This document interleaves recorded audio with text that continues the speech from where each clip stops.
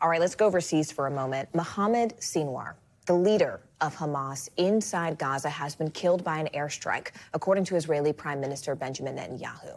Sinwar is the younger brother of former Hamas leader Yahya Sinwar, the architect of the October 7th attack that started this war. His death comes after the first aid distribution center in Gaza opened just on Tuesday, and that was after a 3-month Israeli blockade. This was the scene there when crowds rushed in, taking food, at times turning violent as things became chaotic. NBC News correspondent Matt Bradley joins us now from Tel Aviv, across the border there in Israel. Let's start with Israel here, Matt. Israel has decimated Hamas's top ranks. I want you to tell us what Sinwar's death sort of means for the Hamas infrastructure at this point.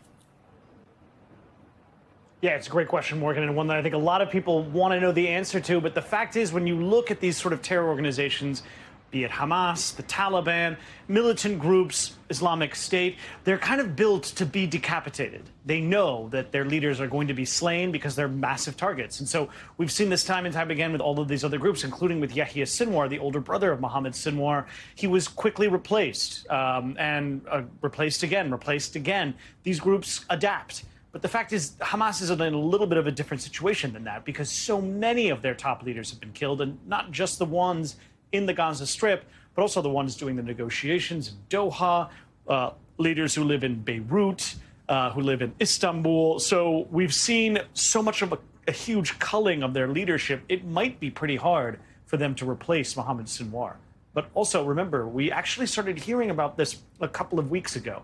And it only took until now for Benjamin Netanyahu to come out really firmly and with this statement to the Knesset to say that Mohammed Sinwar had died. So it's possible that Hamas has been fighting and negotiating without their leader for several weeks now.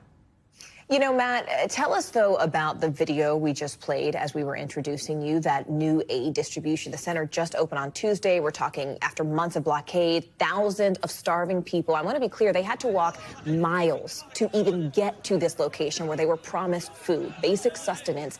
And then when the boxes were there were some reports saying that there wasn't really an organized system, as there were with other UN aid clinics, to get this food. I know that Hamas claims 10 civilians have been killed. More than 60 have been injured at different sites over the last 2 years. Describe to us what we're seeing in this particular scene. Yeah, I mean, I actually spoke with one of the representatives for a major humanitarian organization just a couple of hours ago, and he said, look, this just goes to show that this Gaza Humanitarian Foundation, which no one had ever heard of before this most recent contract, to do this task, this very task. This isn't some global, well-established institution. That this is what happens when you send in people who are essentially not experienced and don't know what they're doing.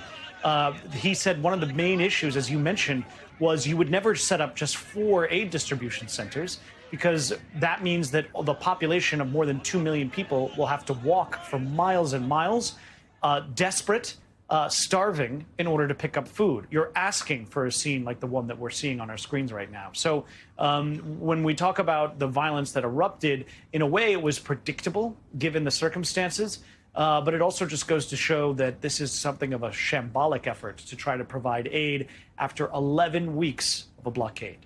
Really important reporting there. Matt Bradley joining us live from Tel Aviv. Matt, thank you. Thanks for watching. Stay updated about breaking news and top stories on the NBC News app, or follow us on social media.